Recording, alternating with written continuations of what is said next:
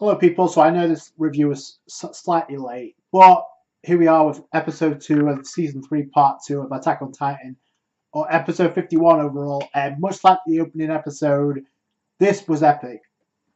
Epic stuff. What makes it even more fun is the build up, the strategy we got, the strategy based episode that we got.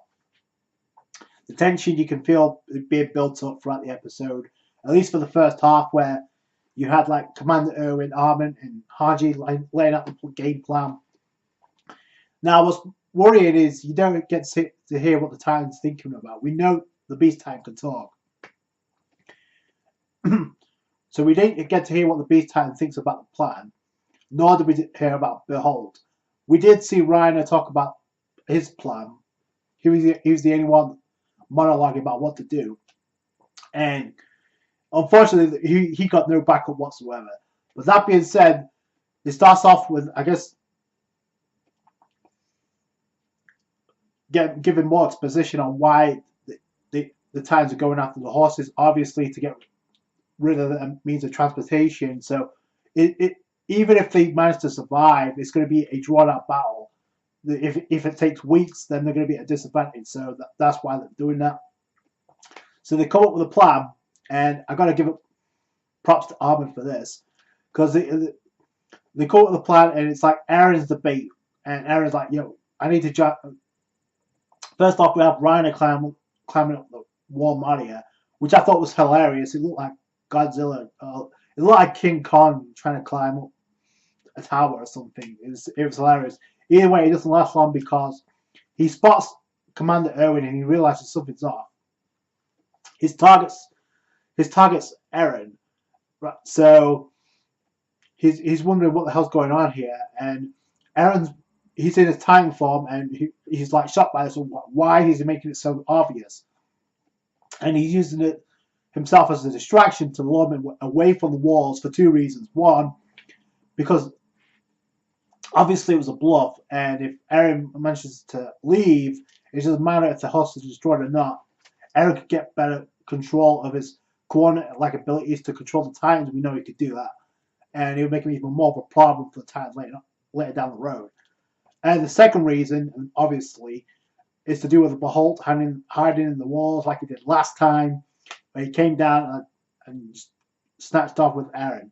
So they weren't going to fall for the same trick twice. So they lured Reiner away from the walls, and it worked because they realized how important Eren was. So Reiner couldn't resist, and even Eren was like skeptical, thinking maybe Reiner's going to think of this, but he's still going to go for it anyway, which he does.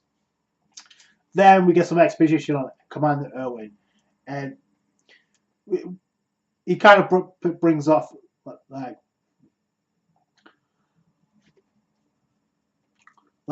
he's been taking command, and he's standing on top of a mountain of corpses while he's been in command, and but those sacrifices allowed him to find out a discovery about the Titans to bring him this close. Now he seems obviously obsessed, and the thing about it is there's a red flag involved when it comes to him possibly dying, because he says, even if I die, no matter what, I'm going to make sure I get to that basement to find out that secret. Grisha Jaeger. Now that's obsessive to the point where it's a red flag.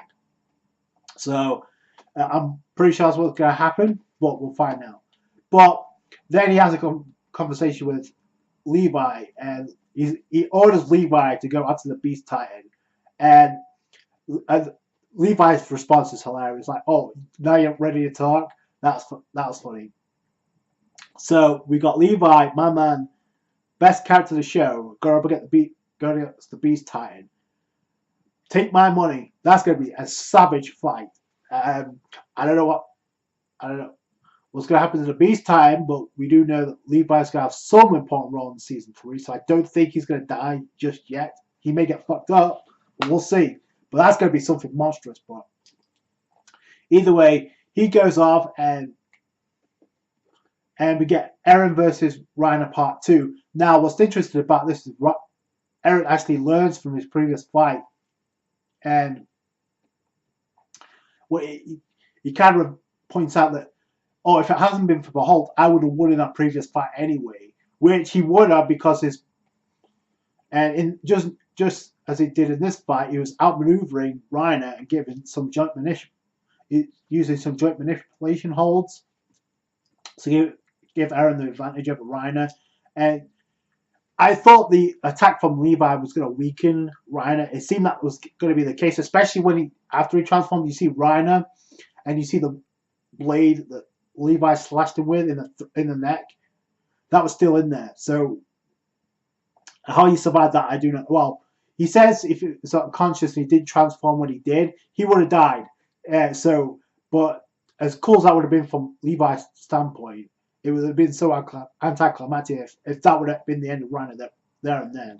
So, but either way, I gotta give props to Eren though. He did learn from his previous fight, and he's able to get some pretty decent blows in. In fact, he controlled most of this fight except for one incident. So Reiner's coming charging in, and Eren's just avoiding him like a matador. And I love the quote where Eren makes when he's like, "You know where we are, right? This is my home, and I'm going to take it all back by killing all the Titans." So I love that because it's reinforcing the emotional attachment that Eren has, and it gives him more motivation, more confidence to take on Reiner. And he's doing pretty good until one instant where he slips up because Reiner grabs a hold of his ankle, throws him down on top of the house. I don't know if that was his house, but either way, he throws him to the ground and he comes down with a punch and just smashes him in the face, which is brutal. He does avoid a critical blow because he locks in a Kimura, a joint manipulation hold, locks his arm and throws him away. And Reiner actually detaches himself from Eren so he doesn't get his arm broke. So that was pretty quick thinking on the part of Reiner. And then, I don't know, well, you see Mikasa looking on and she's about to do something and Hanji's like, no, believe in Eren. He's obviously looking for a plan. He's got a plan in mind here. He's looking for an opening. And what that opening is for the others to come in with the Thunder Spears that Hanji created. Now, I gotta give Hanji credit. This is one of the reasons why she made my third favorite character in the series, because the weapon she came up with is nuts. So, I don't know where this weapon came from, but either way, she made it, and you know this thing's a beast when even Mikasa is shocked about the destructive capabilities of this spear. I mean, Mikasa isn't shocked all that often. Much like Levi smiling, it doesn't happen very often. So, unless it's to do with Eren, she doesn't get shocked all that much. So I got to give props to Hanji for that one. Either way, they come in, and this is what Reiner gets cocky because he's like, "Oh, these rods aren't going to do nothing to me. I'm just going to take them down." No, the rods they jam right in his eye sockets, and then they explode. They detonate inside his eyes. So they take away his vision, and then in comes Jean, Connie, and Sasha. And Sasha and Connie actually hesitate at one point, even after the attack. They all get the blows in, and then it detonates around the nape. Hanji's like, no, it's not good. We need to go one more time. And Hanji and this is where Connie and Sasha is kind of like hesitating because it's Reiner, and this could be a red flag for these two as well. Because if you hesitate on the battlefield, that's going to be it. If this was any other Titan, you can't do that. So, and I love how it's Jean. He's like, get your act together. We came here determined to. We knew what we had to do, so let's do it already. They come in with a final blow, and they actually successfully landed, which surprised me. So they detonate it, and they blow. I mean, Reiner just gets exploded to Kingdom Come, and that's pretty much how the episode ends. It's like it looks like Reiner's taking the L, but we'll see. Behold's making a move next episode, so I don't know if he's going to transform into the Colossal Titan, and if it does, how's he going to fight? Because we've seen, I mean, he's been smashing buildings and walls, but we don't know how he can fight. Well, Eren did avoid some blows in season 1, but other than that, we really haven't seen what he can do. So, it looks like Mika's going to get a pretty good blow on Behold, but it could be. I'm shocked that this episode turned out the way it did because I did not expect Reiner to take an L this early, this soon. So I gotta give props to the studio for that, because I didn't see that coming. And it looks like we've got Levi and Beast Titan, so if that wasn't hype enough, we've got the war oncoming. So I guess we're going to see more backstory to Reiner and Behold. The problem is, this is going to make me sympathize with them even more, even though I don't really feel sorry for him, because they made the decision to side with the Titans. It's not like Ymir, where she was forced to become a Titan. So I can't wait to see what happens next.